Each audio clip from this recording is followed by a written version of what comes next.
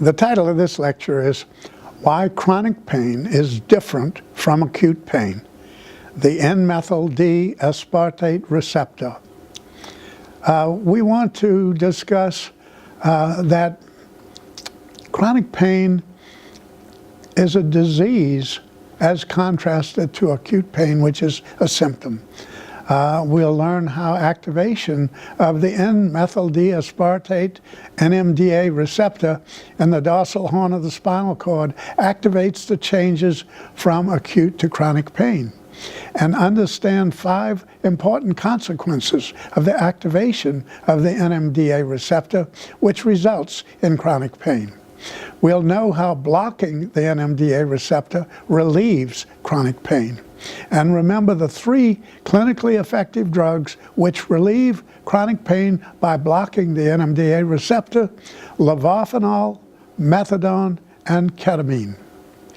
This information was originally published in Hospital Practice in 2000 by Dr. Daniel Brookhoff, who wrote 2 articles, Chronic Pain, a New Disease, and the second, The Case for Opioids. In acute pain, the pathway for transmission of acute pain in the spinal cord and the central nervous system is conventional. We've all been taught this. It is the same now as it was when we were taught. The duration of acute pain is short. The endorphins and enkephalins that are released by the central nervous system to block pain perception, coming down like a wet blanket to activate mu and kappa receptors in the dorsal horn of the spinal cord. All of the opioids are effective to relieve acute pain in this way. In changing from acute pain, this is the sequence. Acute pain causes release of the neurotransmitter glutamate in the dorsal horn of the spinal cord. For instance, you step on a nail, that causes glutamate to stimulate a nerve impulse to the dorsal horn of the spinal cord, which produces glutamate, which binds to AMPA receptors, AMPA. The real name, alpha-amino 3-hydroxy-5-methyl 4-isoazole propionic acid. We will call it AMPA. These receptors in cells of the dorsal horn, when stimulated, trigger pain signals to the central nervous system. When these AMPA receptors are saturated by excess glutamate due to persistent pain impulses coming from the periphery, normally inactive N-methyl-D-aspartate or NMDA receptors in the spinal cord become activated by the excess glutamate, and this begins the change from acute to chronic pain.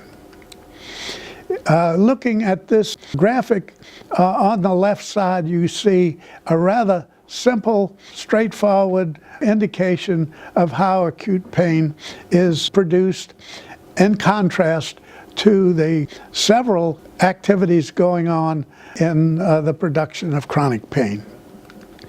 So what are the consequences of N-methyl-D-aspartate receptor activation? There are 5. Wind-up, neural remodeling, activation of neurokinin-1 receptors, afferent becomes efferent, and neurogenic inflammation. And we'll discuss each of these. In wind-up, less glutamate is required to transmit pain. More antinociceptive input by endorphins are required to stop it. The endorphins can't keep up with demand.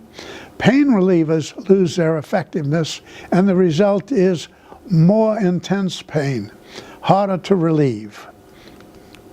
In neural remodeling, activation of NMDA receptors cause neural cells to sprout new connective endings. These add new dimensions to old sensations. The emotional component of pain can increase. New connections channel signals to the reticular activating system of the brain, and the result is diffuse, hard to localize pain. With activation of neurokinin-1 receptors, this causes nociceptors to release the peptide neurotransmitter substance P, which is an inflammatory peptide. It binds to neurokinin-1 receptors, which amplifies the pain signal. It also stimulates nerve growth and regeneration. Substance P induces production of the CFOS oncogene, the biochemical footprint for chronic pain and a marker for central hypersensitization. When CFOS levels go higher up the spinal cord with persistent of pain and it reaches the thalamus, pain is untreatable. Pain is no longer confined to the original site in some patients, and it has been detected in research studies in the spinal fluid of fibromyalgia patients. Afferent becomes efferent. NMDA receptor activation causes some afferent neurons to carry signals backwards to nociceptors, which can establish a dorsal root pathological reflex. Substance P is released at the periphery, causing inflammation and promotes the cyclic nature of chronic pain. Neurogenic inflammation is a tissue reaction caused by substance P and nerve growth factor affecting synovia and other connective tissue. This doesn't depend on granulocytes or lymphocytes. Substance P causes degranulation of mast cells. It releases bradykinin and nitric acid. Neuropathic pain, this is perhaps the most important slide of this part of this discussion, why conventional opioids don't help much. With damage to sensory nerves, this causes neuropathic pain syndromes, which have been insensitive to antinociceptive suppression by conventional opioids, morphine, hydromorphone, oxycodone, and fentanyl. After tissue injury, A fibers, large myelinated nerves that carry touch, sprout new terminal branches. These synapses with pain-sensing cells in the outer dorsal horn, that area lacks mu-opioid receptors. Therefore, the conventional opioids, the endogenous and exogenous opioids, are not effective. NMDA receptors, on the other hand, are there. Some examples of pain poorly responsive to the conventional opioids are phantom limb, diabetic neuropathy, chronic regional pain syndrome, shingles, various neuropathies. And it's important to notice that in cancer patients who have difficult pain to relieve, frequently they have a mixed problem with skeletal-muscular, visceral, and neuropathic parts involved in that difficult pain. So, pain near the end of life. Chronic pain, more difficult, more complex to treat than acute pain. With skeletal, muscular, and visceral pain, which is called nociceptive, a word we don't use much clinically, usually the conventional opioids and adjuvants are effective. With neuropathic pain, the NMDA receptor blocking opioids, levofinol, methadone, or ketamine, work best. Adjuvants may be helpful. They're often overrated, including Neurontin, Lyrica, Cymbalta, and the tricyclic antidepressants. Of the three blockers of NMDA, ketamine is not an opioid, it's an anesthetic, which has been given intravenously in sub-anesthetic doses for years in hospitals to relieve neuropathic pain by blocking the NMDA receptor in the spinal cord. And in outpatient care, in recent years, it is possible to use ketamine orally, intramuscularly, by nasal spray, and by ketamine gels or creams applied locally to painful body areas. Studies are in progress to get evidence-based data.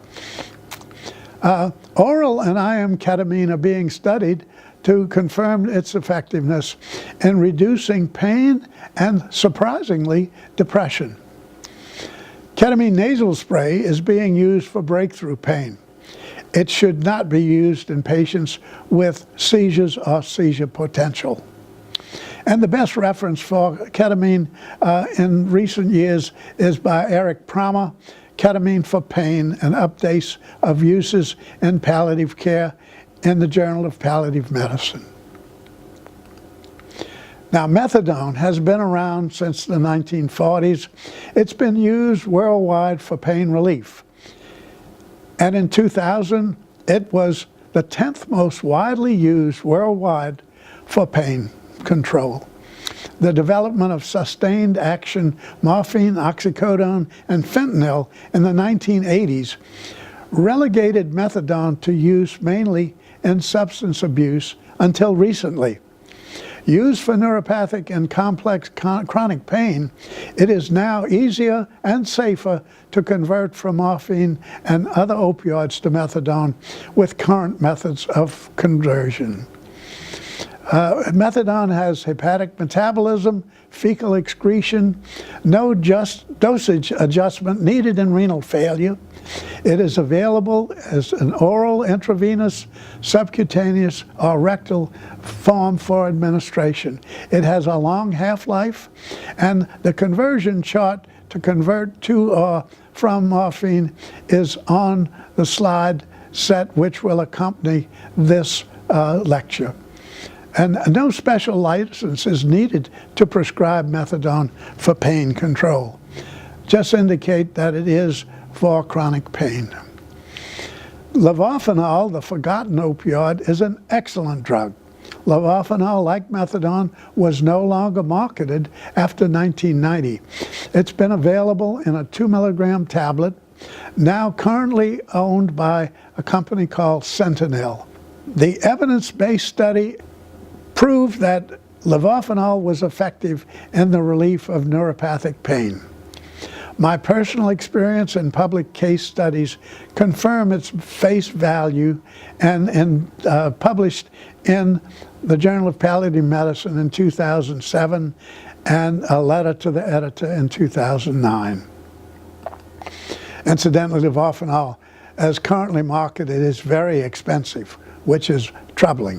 Levofinol is a NMDA receptor blocker and mu and kappa opioid agonist. So it has a double-barreled effect. It has a long half-life. It's dosed every 8 hours or 6 hours. 2 milligram tablet is equal to 8 to 15 milligrams of oral morphine. It's an excellent alternative to methadone. It has no stigma, no effect on QTC, no effect on cytochrome P450 pharmacokinetics. It is the easiest drug to convert to and from methadone. It has a potential for widespread use by palliative medicine and pain medicine physicians as appropriate methadone use is being devalued. In summary, the information here provides the basis for an effective approach to address the treatment of chronic pain, particularly severe, chronic, complex, and neuropathic pain which has not responded to morphine, hydrocodone, oxymorphone, oxycodone, hydrocodone, and interventional and surgical procedures. Levofinol, methadone, and ketamine, appropriately prescribed in palliative care and in chronic pain practices, offers the means to alleviate the suffering of patients with severe or intractable pain. Thank you.